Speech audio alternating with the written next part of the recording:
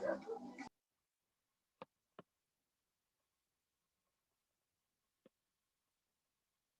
morning, students. Good morning, ma'am. Good morning, ma'am.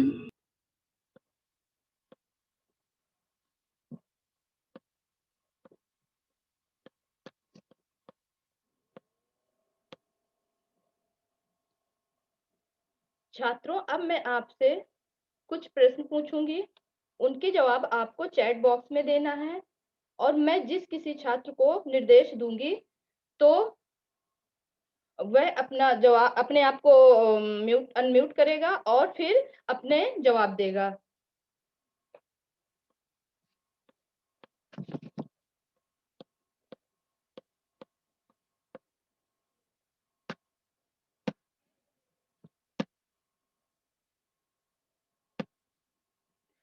When is Republic Day celebrated in India? Bharat में गणतंत्र दिवस कब मनाया जाता है?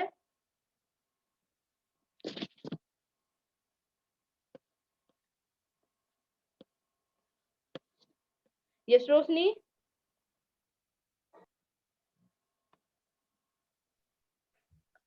Ma'am, the Republic Day is celebrated in India on 26 January. हाँ, very good रोशनी। Mute कर लीजिए अपने आप को। Why is 26 January celebrated as Republic Day in India? Bharat में 26 जनवरी गणतंत्र दिवस के रूप में क्यों मनाया जाता है?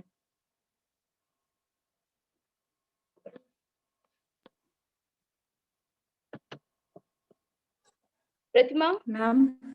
Yes ma'am. प्रतिमा दीजिए आप जवाब। Yes ma'am. मैम 26 जनवरी को हमारे देश का कानून संविधान लागू हुआ था, इस वजह से इसको गणतंत्र दिवस के रूप में मनाया जाता है। ओके, म्यूट कर लीजिए Pratima. What is the constitution? संविधान से आप क्या समझते हैं?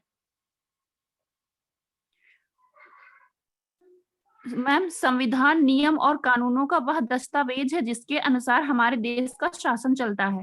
Yes, very good Roshni.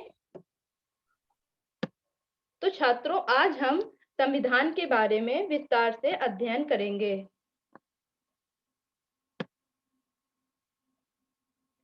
Who ruled India before independence? आजादी से पहले भारत में किसका शासन था?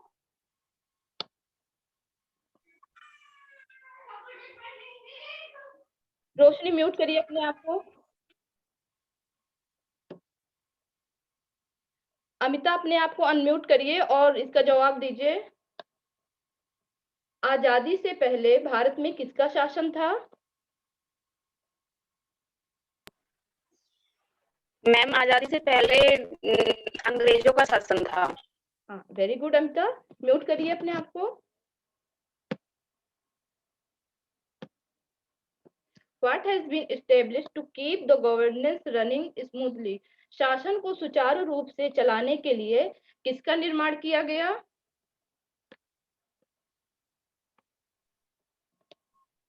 मैम, शासन को सुचारू रूप से चलाने के लिए संविधान का निर्माण किया गया। रोशनी, मैं जिसको निर्देश दूंगी वही जवाब देगा। म्यूट कर लीजिए। अच्छा बताया आपने। Sorry ma'am, sorry ma'am.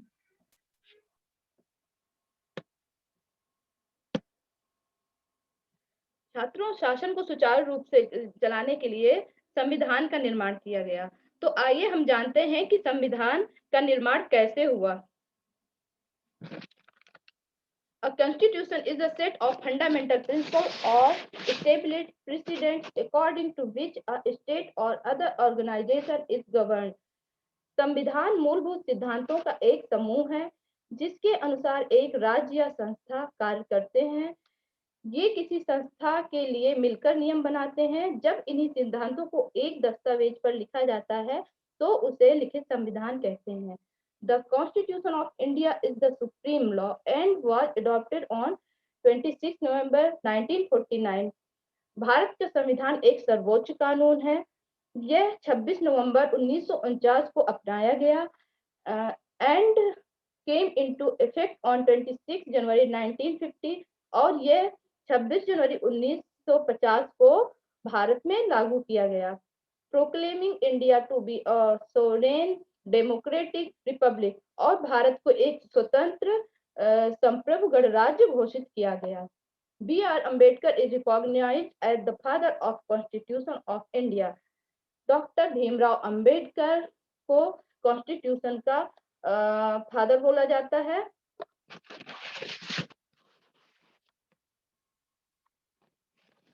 हमें संविधान की आवश्यकता क्यों पड़ी? It generates trust that is necessary for different kinds of people to live together. यह विभिन्न जाति धर्म के लोगों को एक साथ में रहने के लिए विश्वास पैदा करता है और it specifies how the government will be constituted, which means who will have the power and what decisions will they be responsible for.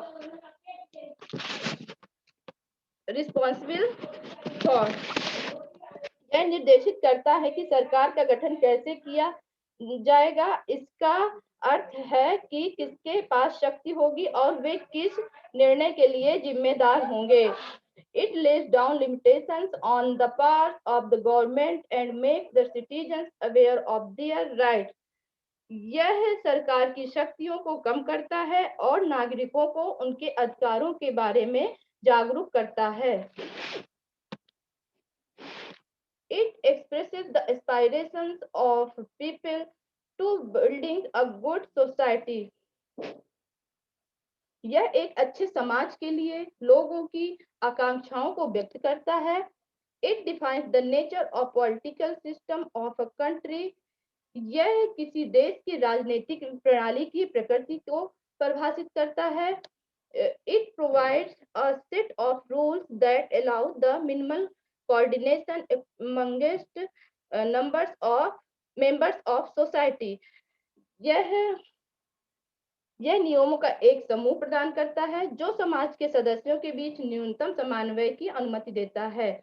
It enables the government to fulfill the separation of a society and create conditions for just society. इसने सरकार को समाज के अलगाव को पूरा करने और सिर्फ समाज के लिए स्थितियां बनाने में सक्षम बनाया है।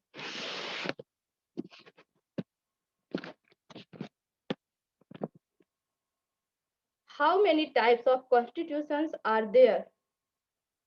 संविधान के कितने प्रकार के संविधान होते हैं?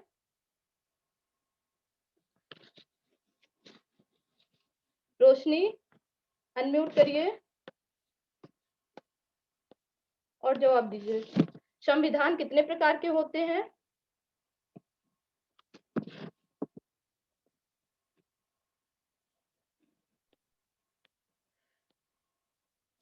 प्रतिमा,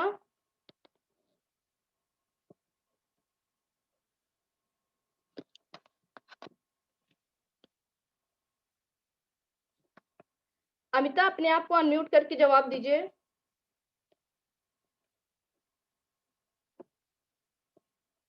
संविधान कितने प्रकार के होते हैं? मैम संविधान कई प्रकार के होते ये अमिता,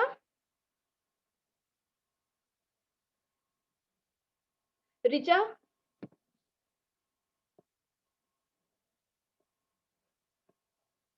यस मैम। संविधान कितने प्रकार के होते हैं? संविधान 2 प्रकार के होते हैं, लिखित और अलिखित संविधान। Yes, very good Richa. अलिखित संविधान किसे कहते हैं?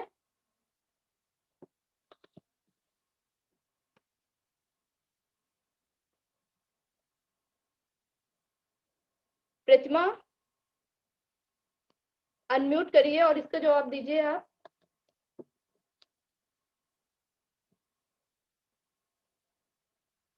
प्रतिमा मेरी आवाज आ रही है आपके पास?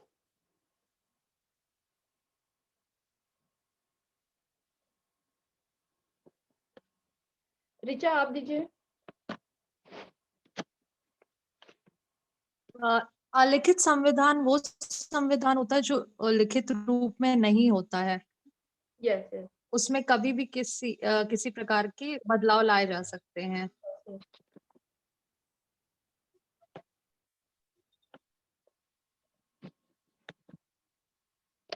तो छात्रों, अब हम संविधान की विशेषताएं जानेंगे। क्या संविधान में क्या क्या विशेषताएं होती हैं। The Constitution of India has some distinct and unique features as compared to other constitutions to the world. The main characteristics are longest written constitution. Bharat का संविधान लिखित संविधान है और ये सर्वोच्च संविधान है, जिससे भारत का संविधान लिखित संविधान है और यह स्पष्ट संविधान है, जिससे संविधान की व्याख्या अत्यंत सरलता पूर्वक की जा सकती है। भारत का संविधान विश्व का सर्वाधिक व्यापक संविधान है।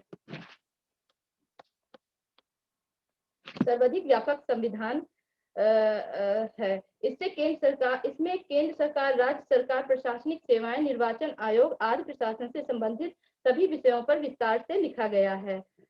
पार्टली रिजिड एंड फ्लेक्सिबल, आंशिक रूप से कठोर एवं लचीला संविधान। भारत का संविधान आंशिक रूप से कठोर एवं लचीला संविधान है। कठोर संविधान वह होता है जिसमें संविधान संशोधन की प्रक्रिया प्रणाली में कठिनाई होती है, और सरल संविधान वह होता है जिसमें संविधान संशोधन की प्रक्रिया आसानी से हो सकती है। डेमोक्रेटिक रिपब्लिक, लोकतंत्रात्मक गणराज्य। भारत की सरकार जनता के लिए तथा जनता के द्वारा चुनी जाती है, इसलिए इसे लोकतंत्रात्मक कहा जाता है। भारत का राष्ट्रीय अध्यक्ष वंशानुगत होकर जनता के द्वारा चुना जाता है, इसलिए भारत को गणराज्य कहा जाता है। पार्लियामेंट्री सिस्टम ऑफ गवर्नमेंट, सरकार की संसदीय प्रणाली। भारत सरकार का स्वरूप संसदीय है। यहाँ 2 सदनों, लोकसभा और राज्यसभा वाली विधायिका है। भारतीय संसदीय प्रणाली द्विसदनीय संसदीय प्रणाली है।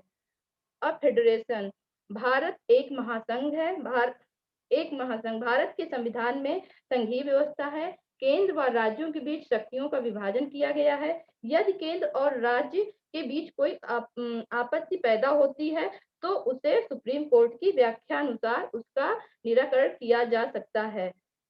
फंडामेंटल राइट्स, भारत के संविधान में भारत के नागरिकों को fundamental rights and duties, Bharat के संविधान में भारत के नागरिकों को कुछ फंडामेंटल राइट्स प्रदान किए गए हैं, जैसे समानता का अधिकार, स्वतंत्रता का अधिकार, शोषण के विरुद्ध अधिकार, धर्म की स्वतंत्रता का अधिकार, संस्कृति एवं शिक्षा का अधिकार इत्यादि। और कुछ मौलिक कर्तव्य भी प्रदान किए गए हैं, जैसे संविधान का पालन करें और उसके आदर्शों, संस्थाओं, राष्ट्रध्वज एवं राष्ट्रगान का आदर करें। स्वतंत्रता के लिए हमारे राष्ट्रीय आंदोलन को प्रेरित करने वाले उच्च आदर्शों को हृदय में सजोएं और उनका पालन करें। भारत की संप्रभुता, एकता और अखंडता की रक्षा करें और उसे अक्षुण्ण बनाएं। देश की रक्षा करें और आह्वान किए जाने पर राष्ट्र की सेवा करें। Directive principles of state policy, राज्य के नीति निर्देशक सिद्धांत। सरकार को नीतियां बनाने के लिए कुछ निर्देश दिए गए हैं, जिन्हें नीति निर्देशक सिद्धांत कहते हैं। जैसे बच्चे को अपने विकास के लिए खुला एवं सम्मान भरा वातावरण मिले, सबको समान कार्य करने के लिए समान मजदूरी मिले और स्त्री और पुरुषों में कोई भेदभाव ना किया जाए। सेकुलर स्टेट्स, धर्मनिरपेक्ष राज्य किसी विशेष धर्म को धर्म के रूप में स्वीकार नहीं करता, बल्कि वह सभी धर्मों को एक समान आदर देता है। एन इंडिपेंडेंट जुडिशरी, एक स्वतंत्र न्यायपालिका। भारत की न्यायपालिका एक स्वतंत्र न्यायपालिका है। केंद्र में सर्वोच्च न्यायपालिका और राज्य में उच्च न्यायालय और जिला में जिला स्तरीय न्यायालयों की व्यवस्था की गई है। सिंगल सिटीजनशिप, भारतीय संविधान में नागरिकों को इकहरी नागरिकता प्रदान की गई है। वे चाहे किसी भी राज्य के हों, उन सभी नागरिकों को एक समान अधिकार प्रदान किए गए हैं।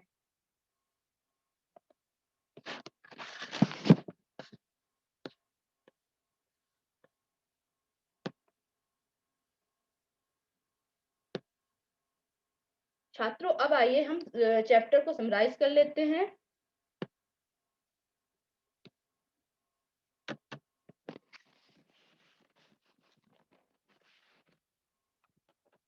What is the Constitution called?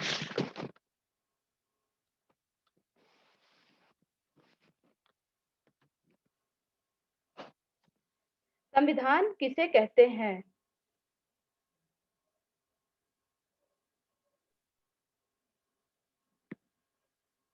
Roshni, yes Roshni, unmute करिए अपने आप को पहले। मैम संविधान, जी मैम कर लिया। मैम संविधान नियम एवं कानूनों का वह दस्तावेज है जिसके अनुसार किसी देश का शासन चलता है। यस, अच्छा बताया आपने। कर लीजिए अपने आप को। संविधान को प्रभावित करने के लिए बनाया हुआ दस्तावेज है। रोशनी म्यूट कर लीजिए।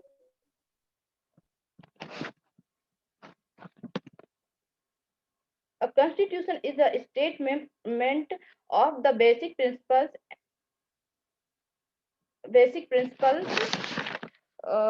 and laws of a nation, state or group. Next, why fundamental rights are important for citizens? नागरिकों के लिए मौलिक अधिकार क्यों महत्वपूर्ण हैं? रिचा,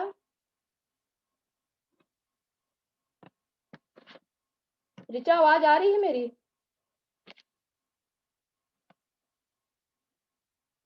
आवाज नहीं। रोशनी आप दीजिए।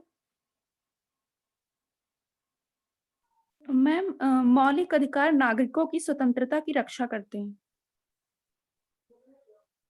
और कोई? व्यक्तिगत स्वतंत्रता की रक्षा करते हैं। यस। रोशनी म्यूट कर लीजिए। रिचा, आपके पास मेरी आवाज आ रही है?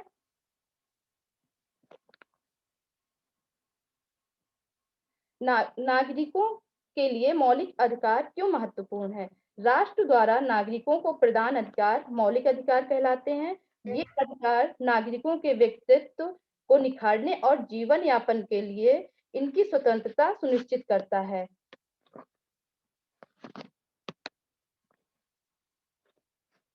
The rights conferred on the citizens by the nation are called fundamental rights. These rights enhance the personality of the citizens and ensure their freedom. Next, what are the two characteristics of Indian Constitution? भारतीय संविधान की दो विशेषताएं बताइए।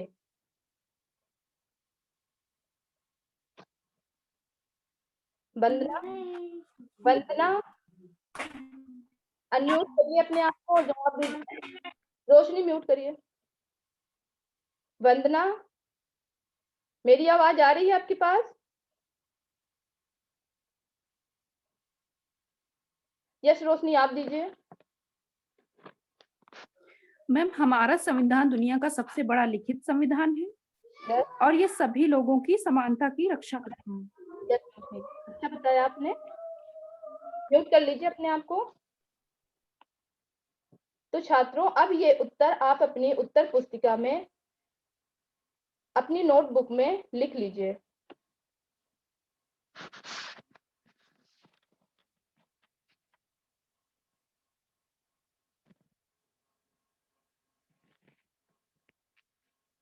Note कर लिया आप लोगों ने? अनम्यूट करके जवाब दीजिए। नोट हो गए ये आंसर्स आपकी नोटबुक में? Yes ma'am. यस। छात्रों, अब मैं आपको होमवर्क दूंगी जो आपको घर से करके लाना है।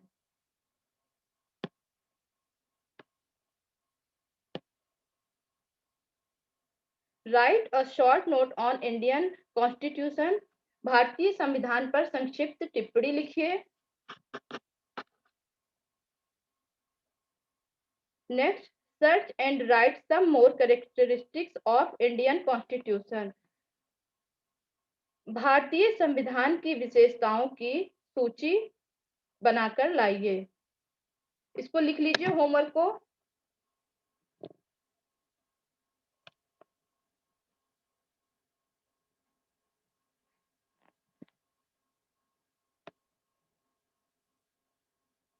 लिख लिया?